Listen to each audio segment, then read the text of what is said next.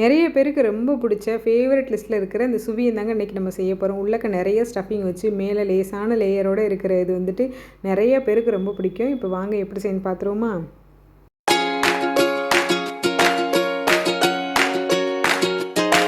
உள்ளே இருக்கிற அந்த ஸ்டஃபிங் செஞ்சுக்கரலாங்க. 1 கப்பு கடலைப்பருப்பு எடுத்திருக்கேன். 2 டைம் நல்லா வாஷ் பண்ணிவிட்டு முங்குற அளவுக்கு தண்ணி ஊற்றிட்டு கொஞ்சமாக உப்பு, அதோட 1/4 ஸ்பூன் மட்டும் மஞ்சள் தூள் சேர்த்து ஹை ஃப்ளேமில் வச்சு 5 விசிலுக்கு எடுத்துக்கோங்க. நல்லா வெந்திருக்கும். அப்படி வேகலை அப்படின்னா கூட 2 விசில் கூட வச்சு நல்லா வேக வச்சுக்கோங்க.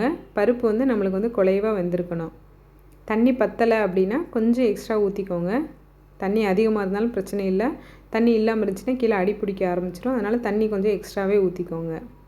இப்போ தண்ணி எல்லாத்தையும் நல்லா ஃபில்ட்ரு பண்ணிவிட்டு இந்த மாதிரி நல்லா டைட்டாக இருக்கிற மாதிரி பார்த்துக்கோங்க பருப்பு. இதை வந்து மிக்ஸி ஜாரில் சேர்த்துக்கிற போகிறோம். அதுக்கு முன்னாடி 4 ஏலக்காவை நல்லா வாசனைக்காகவும் 1 கப்பு வெல்லம் சேர்த்துக்கோங்க. சேர்த்துட்டு நம்ம வேக வச்சு எடுத்து வச்சுருக்கிறோம்ல கடலைப்பருப்பு, அதையும் சேர்த்துக்கிறலாம். தண்ணி கொஞ்சம் கூட இருக்கக்கூடாதுங்க. நல்லா தண்ணியெலாம் ஃபில்ட்ரு பண்ணிவிட்டு ஆற வச்சுட்டு மிக்ஸி ஜாரில் சேர்த்துக்கோங்க. இப்போ இதை வந்துட்டு பல்ஸ் மூடில் ஒரு 2 டைம் கிட்ட மட்டும் அரைச்சிக்கோங்க. வெல்லம் நல்லா கரைஞ்சிருக்கும். இதே மாதிரி இருக்கும், நல்லா நைஸாக இருக்கும். இப்போ இந்த அளவுக்கு நம்மளுக்கு வந்து லூஸாக இருக்கக்கூடாது, நல்லா டைட்டாக இருக்கணும். அதனால் அடுப்பில் ஒரு பாத்திரத்தில் மாற்றிட்டு ஹை ஃப்ளேமில் வச்சு 5 நிமிஷத்துக்கு கை விடாமல் கிண்டிக்கிட்டே இருங்க. 5லேருந்து 6 நிமிஷம் தான் ஆகும். இந்த மாதிரி நல்லா திக்காக ஆகிரும். பாருங்கள், எடுத்து போட்டோம் அப்படின்னா இந்த மாதிரி நல்லா திக்காக இருக்கணும்.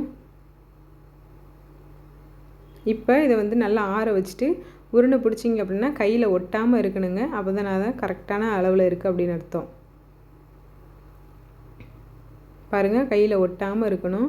இந்த மாதிரி உருண்டை பிடிக்கிறதுக்கு வரணும். இது எல்லாத்தையுமே இந்த மாதிரி உருண்டை பிடிச்சி தனியாக எடுத்து வச்சுக்கோங்க. இப்போ நம்ம மேலே இருக்கும்ல அந்த லேயர் மாதிரி இருக்கிற மாவு, அதை வந்து உடனே எப்படி செய்யணும்னு பார்த்துருவோம். இதுக்கு வந்துட்டு மேக்ஸிமம் வந்து இட்லி மாவு போட்டு செய்வாங்க. இப்போ நம்ம டக்குன்னு இன்ஸ்டண்ட்டாக எப்படி செய்யணும்னு பார்த்துருவோம். 1 கப்பு மைதா மாவு, 3/4 கப்பு அரிசி மாவு, 1/4 ஸ்பூன் மட்டும் உப்பு சேர்த்து நல்லா மிக்ஸ் பண்ணிக்கோங்க. மிக்ஸ் பண்ணிவிட்டு தண்ணி ஊற்றி நல்லா தோசை மாவை விட இன்னும் கொஞ்சம் திக்காக இருக்கணும். அதுக்கு தண்ணியோட அளவு பார்த்திங்க அப்படின்னா நான் ஃபஸ்ட்டு 1 கப்பு தண்ணி எடுத்திருக்கேன். அது ஃபுல்லாக காலி ஆயிடுச்சு. ஆனாலுமே இன்னும் தண்ணி பத்தலை.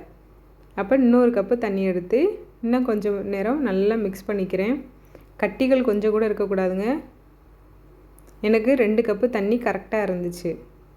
1 கப்பு மைதா மாவு, 3/4 கப்பு அரிசி மாவு, 1/4 ஸ்பூன் உப்பு சேர்த்து 2 கப்பு தண்ணி ஊற்றி நல்லா கட்டி இல்லாமல் இந்த மாதிரி கையிலே பசஞ்சிங்க அப்படின்னா இந்த மாதிரி பக்குவத்தில் இருக்கும். நம்மளுக்கு மாவும் ரெடி ஆயிடுச்சு, பூரணம் உள்ளே வைக்கிற அந்த ஸ்டஃபிங்கும் ரெடி ஆயிடுச்சு. இப்போ இந்த மாதிரி உள்ளே போட்டு எடுத்து எண்ணெயில் போட்டிங்க அப்படின்னா அப்படி போய் விழுகணும். இப்போ எண்ணெயை காய வச்சு ஒன்று ஒன்றா போட்டு எடுத்துடலாங்க. பாருங்கள், லேசான அந்த மேலாப்பில் இருக்கிற லேயர் மாதிரி தான் இருக்கும் மாவு. முன்னாடி பின்னாடி திருப்பி போட்டுக்கோங்க. இது வந்து ரொம்ப நேரம் வேகணும்னு அவசியம் இல்லைங்க. நம்மளுக்கு மேலே இருக்கிற மாவு மட்டும் வெந்தால் போதும். ஏன்னா பருப்பு ஆல்ரெடி நம்ம வேக வச்சுருக்கோம். முன்னாடி பின்னாடி மட்டும் ஒரு 2லேருந்து 3 நிமிஷம் மட்டும் வேக வச்சாலே போதும். அடுப்பு வந்து ஹை ஃப்ளேம்லேயே வச்சுக்கோங்க. அவ்வளோதாங்க, டக்குன்னு ரெடி ஆயிடுச்சு. பார்த்தீங்களா, சூப்பராக இருக்குல்ல. இதே மாதிரியே நீங்கள் இந்த மாதிரி ஸ்டஃபிங்கை உள்ளே வச்சு போடுறதுக்கு ஒரு 5-6 போல் உள்ளக்க மாவுக்குள்ளே எடுத்து போட்டுருங்க. டக்குன்னு எடுத்து போட்டுடலாம். ஒன்று ஒன்றா எடுத்து போடுறதுக்கு கொஞ்சம் கஷ்டமாக இருக்கும். அதனால் மொத்தமே ஒரு 5 பால்ஸ் வந்து எடுத்து உள்ளே போட்டுக்கோங்க. எடுத்து போட்டுட்டு இதே மாதிரி செய்யுங்க, நான் செய்கிற மாதிரியவே. இந்த மாதிரி போடும்போது பார்த்திங்கன்னா மேலே இருக்கிற லேயர் அந்த மாவு வந்துட்டு ரொம்ப அதிகமாக இருக்காது. ரொம்ப தண்ணியாக இருந்துச்சு அப்படின்னா கூட ஒரு 1/4 கப்பு கூட அரிசி மாவு சேர்த்துக்கோங்க. இப்போ இதே மாதிரி எல்லாத்தையும் போட்டு பொரித்து எடுத்தாச்சுங்க. சூப்பரான சுவியும் டக்குன்னு ரெடி ஆயிடுச்சு. கடலைப்பருப்பை வேக வைக்க வேண்டியதான். அரைச்சி ஸ்டஃபிங் ரெடி பண்ணிவிட்டு மாவை கரைச்சி ஊற்றி இந்த மாதிரி போட்டிங்க அப்படின்னா சூப்பரான சுவியும் சூப்பராக வீட்டிலே ரெடி ஆயிடுச்சு. கண்டிப்பாக அதை செஞ்சு பாருங்கள். வீடியோ பிடிச்சிருந்துச்சு அப்படின்னா மறக்காமல் லைக் பண்ணி ஷேர் பண்ணிவிட்டு சேனலை சப்போர்ட் பண்ணி சப்ஸ்கிரைப் பண்ணிடுங்க. யாருக்கெல்லாம் அந்த சுவியம் பிடிக்குன்ட்டு மறக்காமல் கமெண்ட்டில் சொல்லிட்டு போங்க. தேங்க்ஸ் ஃபார் வாட்சிங்.